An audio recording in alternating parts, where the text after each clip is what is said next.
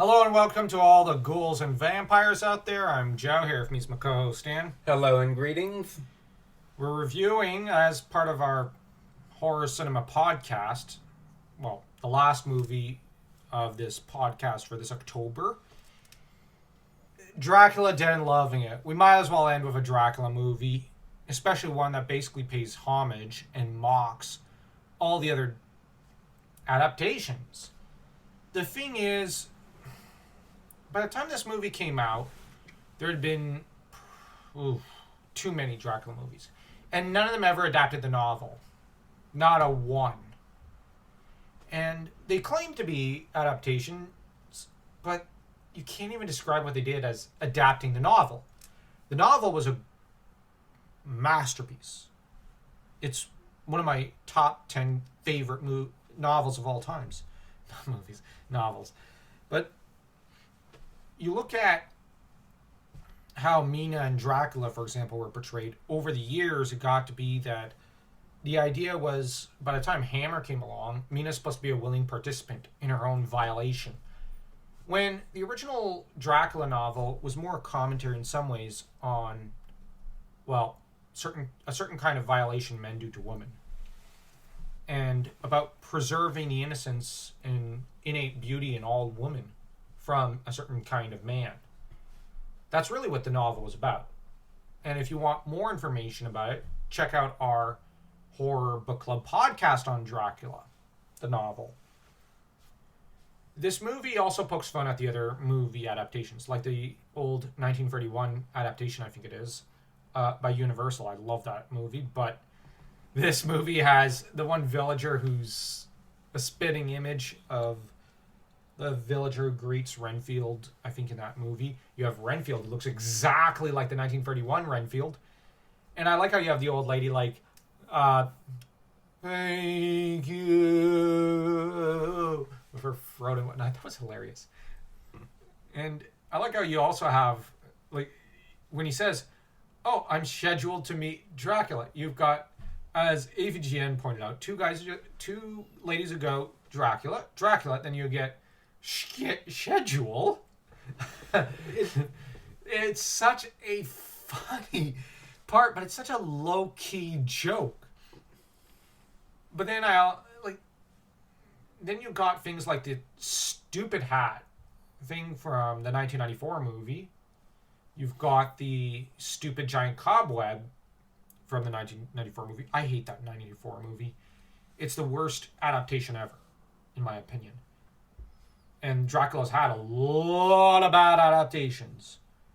Weirdly, I find Frankenstein has had really good adaptations in turn. Weirdly. Frankenstein gets the good adaptations. Dracula gets the bad ones. But that said, there are some great Dracula movies. This movie pokes fun at both. With Lucy and Mina, every woman basically burying their chest, so to speak, to an extent, in a rather humorous way. Even the hostess, or whatever, like the waitress in the waiting room to the theater, kind of has her chest a little exposed, which is really funny. I remember you will remember nothing. And then she blinds. No tip! I love how she says this time. This movie is also poking fun about the idea that, what if Dracula was basically an incompetent? So basically, what if he was like in the 94 movie? I'm kidding. You don't suppose they're playing the 94 movie straight here? Partially they are. They partially are. Like, it's just... That's ridiculous. Dracula, though, of course, wants Lucy and Mina, and, goes to all this trouble, but can't quite do anything right. Like, there are jokes like when he rises from his coffin, he hits his head on the chandelier, which is just such a great joke. But then you get filler like the daymare thing, which went on for too long. So that the thing is, if you've watched most Dracula adaptations, this movie is hilarious. It's a riot. Because, honestly, you're picking up on all the little nods and mockery and all the fun poked at all the old movies. With how, we can't have the characters act overly sexual because they're British. I think one of the directors once said that. And then you just have... but Lucy, I'm British.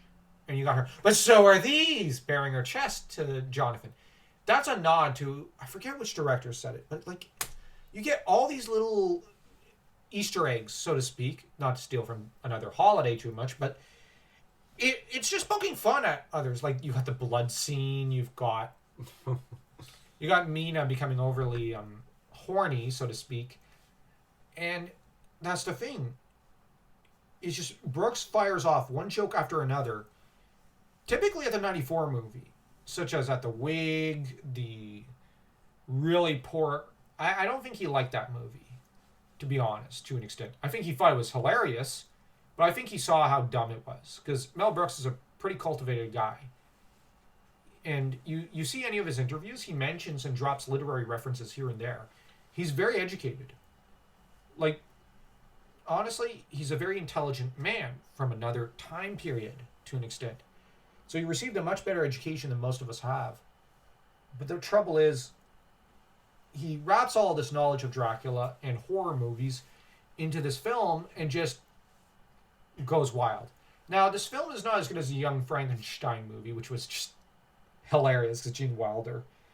But, and it's missing I think Inga, is it? Like, you know, the one lady who's rolling around in the hay. She was hilarious in that movie. But in this film, the actresses are on point as usual. That's the thing. Mel Brooks was good at finding talented actresses for his roles. And in this film, though, it's Renfield who accidentally kills Dracula because he's trying to help him out, but he accidentally kills him. And you go, Renfield, you! I can't say it because YouTube. But, yeah. Great film. This is a classic. Honestly, this is a classic. This is one of my favorite horror parody films because, well, there are so many subtle nods. I think the reason people comment that around 1994, Mel Brooks was running out of steam. Yes and no, but if you have read the novel and have avidly watched most Dracula movies, you'll pick up on all the little subtle jokes and jabs at the other directors in their films, so that he also ends up doing one other thing. He, in a way, clings more closely to the novel than any other adaptation. Even follow-up, quote-unquote, sequel books and movie adaptations are so far from the original Dracula novel in tone, in themes, in the message, everything. And you just have so much that's just done wrong. But this film is just poking fun at all of them and saying, come on, don't take yourself so seriously. You're basically a parody at this point. And at least that's how I watch this. I watch this film and I just think Mel Brooks is having a jolly good laugh at every other Dracula director and whatnot, up to 94, and pointing out how feeble-minded, to use kind of how one character describes another at one point in the film, you know, like some of the adaptations can be. Like, you look at, Dracula's simply a guy who lost his wife and then centuries later he's looking for her. I've seen that in how many adaptations and it always makes me roll my eyes. I hate it. Why can't we just have the novel? Why cannot we not have, as Christopher Lee once pointed out, Bram Stoker's own words? Use his words. But they never want to. But what's funny is that I found that this movie had more of the actual quotes from Dracula, the novel, than any of the other movie adaptations, which is just horrifying when you think about it. So that, in some ways, I find this is less of a parody than most Dracula adaptations. That said, there's a reason why I like the Universal and the Hammer Dracula movies so much. To an extent, they do remember that Dracula's the villain. That aside, the best adaptation of Dracula, the character, would have to be the Van Helsing movie. And the Van Helsing movie drew inspiration from the 94 movie and from this movie's dance scenes in a great scene. They include a lot of the Universal monsters. That movie's just perfect in some ways. But this movie is really funny. I don't get why a lot of people hate on it. Well, for one thing, I think that a lot of movie critics hate that this movie is rightfully pointing out how dumb a lot of Dracula movies are. You know what I mean? It's just saying this movie is basically pointing at them and saying, but you haven't gotten the novel right. You never even tried to adapt the novel. Why aren't you trying? And you've got a lot of Hollywood people who feel that way. You have, in turn, a lot of people who, I guess, didn't find it very funny. That it was laughing at all these Dracula films and adaptations. I think that, to an extent, they never bothered to watch all those Dracula stuff. I think AVGN mentioned he liked this movie, as did Mike Matei, his best friend. So that I think they got in on the joke a little. It's a very subtle series of jokes and jabs, but it's a very, very good-hearted, funny movie. You wouldn't expect a movie with Leslie Nielsen to be far more low-key into humor. Yeah. In some ways, it's more overt, some of the humor. But at other times, it's very low-key. Leslie Nielsen was very overt with his humor, which was really funny. But here it's a good mixture. I don't know. This is one of my favorite spoof movies because Brooks knows when to keep it subtle and when not to. And he just generally pokes fun at the Victorian age in Dracula movies, which it's all in good fun. To be quite honest, I actually prefer this over most Dracula movies. I'm in that same camp. It's a critique of other Dracula movies, as you've commented.